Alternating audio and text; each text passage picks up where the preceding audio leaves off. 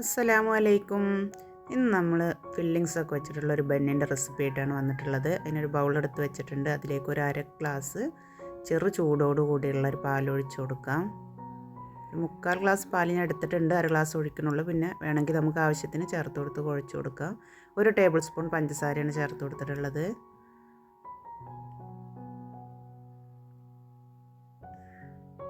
അര ടീസ്പൂൺ ഉപ്പ്, 1/2 table spoon instant ഈസ്റ്റാണ്. അപ്പോൾ നമ്മൾ പുളിക്കാൻ വേണ്ടി കാത്തു നിൽക്കണ്ട, നമുക്ക് പെട്ടെന്ന് തന്നെ മാവ് റെഡിയാക്കി എടുക്കാം. ഒരു കോഴിമുട്ടയും കൂടി പൊട്ടിച്ചൊഴിച്ചിട്ട് നമുക്കൊന്ന് നന്നായി ഇളക്കി കൊടുക്കാം.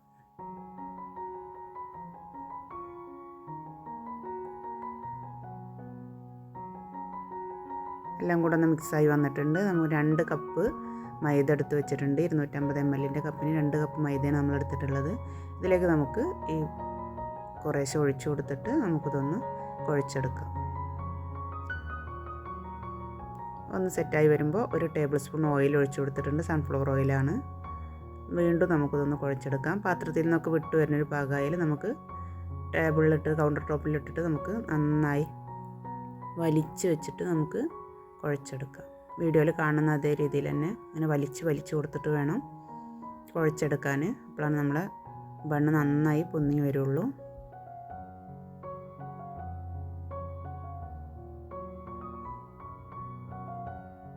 നമ്മുടെ മാവ് നല്ല സോഫ്റ്റായിട്ട് നമ്മുടെ ഡോ സെറ്റായി ഇട്ടിട്ടുണ്ട്. കുറച്ചധികം സമയം തന്നെ നമ്മളത് കുഴച്ചെടുക്കണം. അപ്പോൾ ഇതുപോലെ നമുക്ക് ഒന്ന് മടക്കി കൊടുത്തൊരു ബോളാക്കി എടുക്കാം. ഇനി ഒരു ബൗളിൽ കുറച്ച് ഓയിൽ തടവി കൊടുത്തിട്ട് നമ്മുടെ ഡോയുടെ മേലെയും കുറച്ച് ഓയിൽ തളിച്ച് നമുക്കൊരു മണിക്കൂർ ഒന്ന് റെസ്റ്റിന് വെക്കാം.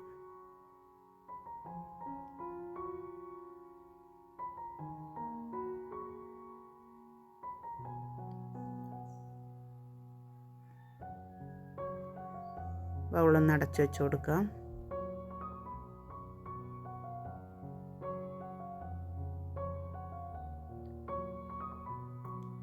ഡോ റെസ്റ്റിന് വെച്ച സമയം കൊണ്ട് നമുക്കൊരു ഫില്ലിങ്സ് റെഡിയാക്കി എടുക്കാനുണ്ട്. അതിനൊരു ചട്ടി അടുപ്പത്ത് വെച്ചിട്ട് സൺഫ്ലവർ ഓയിൽ ഒഴിച്ച് കൊടുത്തിട്ടുണ്ട്. അതൊന്ന് ചൂടായി വരുമ്പോൾ 1/2 ടീസ്പൂൺ പെരുംജീരകമാണ്, വലിയ ജീരകമാണ് ഇട്ട് കൊടുത്തിട്ടുള്ളത്.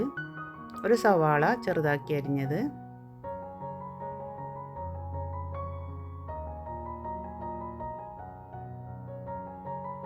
കളർ മാറി വരുന്നവരെ നമ്മളൊന്ന് വഴറ്റിയെടുത്തിട്ടുണ്ട്. ഇനി 2 പച്ചമുളക് വട്ടത്തിൽ അരിഞ്ഞത്, ഒരു ചെറിയ കഷ്ണം ഇഞ്ചി കൊത്തി അരിഞ്ഞത്, ഒരു 6 വെളുത്തുള്ളി അരിഞ്ഞെടുത്തത് എല്ലാം കൂടെ വീണ്ടും നമുക്കൊന്ന് വഴറ്റിയെടുക്കാം. മസാല നിങ്ങൾക്ക് ഇഷ്ടമുള്ള എന്ത് ഫില്ലിങ്സ് വേണമെങ്കിലും നമുക്കതിലേക്ക് റെഡിയാക്കി എടുക്കാം. മധുരമുള്ള ഫില്ലിങ്സ് വേണമെങ്കിൽ മധുരമുള്ളത് ഉണ്ടാക്കിയെടുക്കാം. ഒരു തക്കാളി ഇതേപോലെ ചെറുതായി കട്ട് ചെയ്തിട്ടുണ്ട്, അത് ഇട്ടുകൊടുത്ത് വീണ്ടും വഴറ്റിയെടുക്കാം.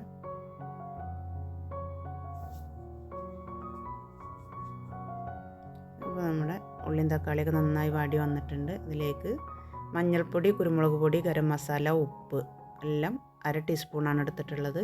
അതൊന്ന് ചേർത്ത് കൊടുത്തിട്ട് പൊടികളുടെ പച്ചമണം മാറുന്നവരെ വീണ്ടും നമുക്ക് ഒന്ന് വഴറ്റി കൊടുക്കാം.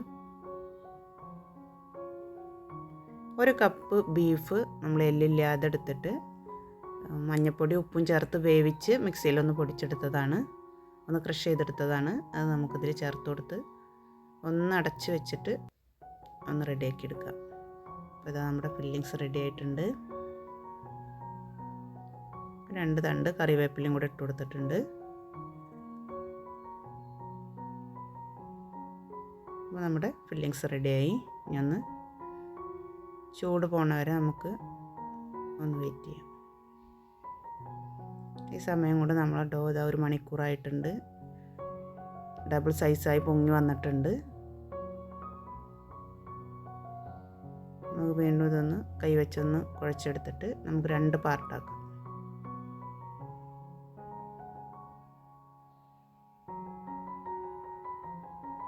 നമ്മൾ ഈക്വലായിട്ട് 2 പാർട്ടാക്കിയിട്ടുണ്ട്. ഈ കൗണ്ടർ ടോപ്പിൽ കുറച്ച് ഓയിൽ ഒഴിച്ചൊന്ന് തടവി കൊടുത്തതിന് ശേഷം അവിടെ വെച്ചിട്ട് നമുക്ക് ഓരോന്നും ഒന്ന് പരത്തിയെടുക്കണം.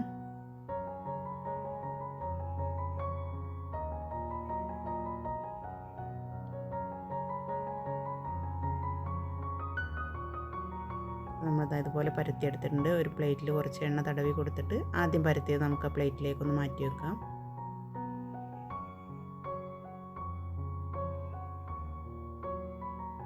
രണ്ടാമത്തെ നമ്മൾ ഇതേപോലെ പരത്തിയെടുത്തിട്ടുണ്ട്.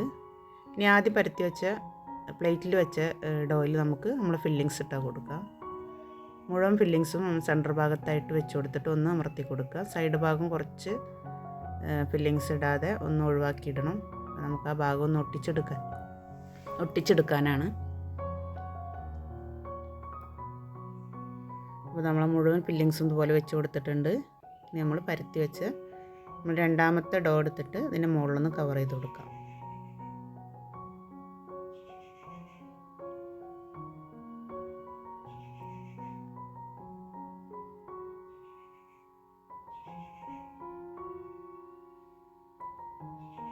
ഇതുപോലെ വെച്ച് കൊടുത്തിട്ട് ഒന്ന് വലിച്ചു വെച്ച് രണ്ട് സൈഡും ഒന്ന് ഒട്ടിച്ചെടുക്കാം.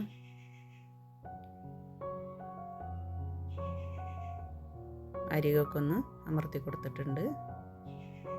ഫില്ലിങ്സ് ഫുള്ളായി കവറായിട്ടുണ്ട്.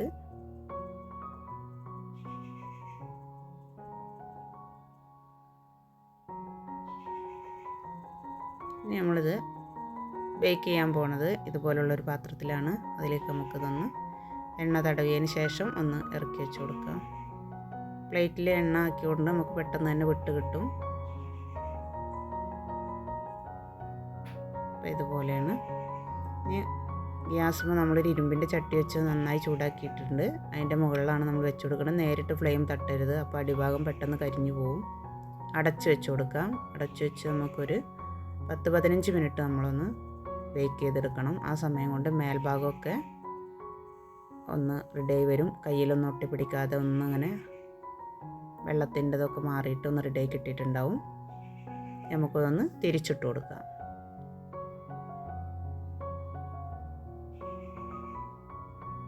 ഒട്ടും കരിഞ്ഞു പോയിട്ടൊന്നുമില്ല, നല്ല വെന്ത് കിട്ടിയിട്ടുണ്ട്.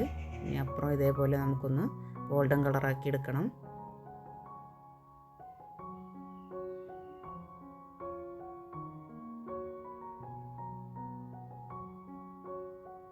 വീണ്ടും നമ്മളൊരു 10 മിനിറ്റ് അടച്ചു വെച്ചിട്ടുണ്ട്. ഫ്ലെയിം ലോ ഫ്ലെയിമിലാണ് കിടക്കുന്നത്.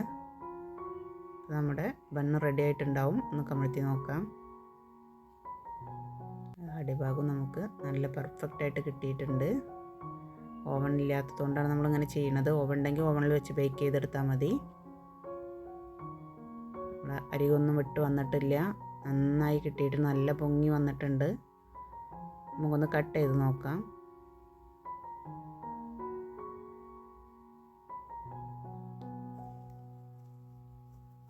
ചൂട് പോയതിന് ശേഷം കട്ട് ചെയ്യാൻ വേണ്ടി ശ്രദ്ധിക്കുക. ഞാനിപ്പോൾ ഇത് വീഡിയോക്ക് വേണ്ടിയിട്ട് വല്ലാത്ത ചൂട് പോയിട്ടില്ല, അതുകൊണ്ടാണ് ഒരു ഹാർഡ് പോലെ തോന്നുന്നത്. ചൂട് പോയാൽ നന്നായിട്ട് സോഫ്റ്റായിട്ടുണ്ടാവും.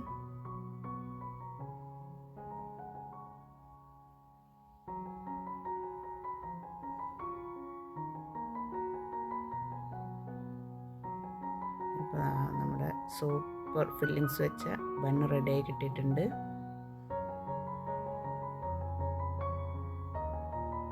ബണ്ണൊക്കെ നന്നായി പൊങ്ങി വന്നിട്ടുണ്ട്.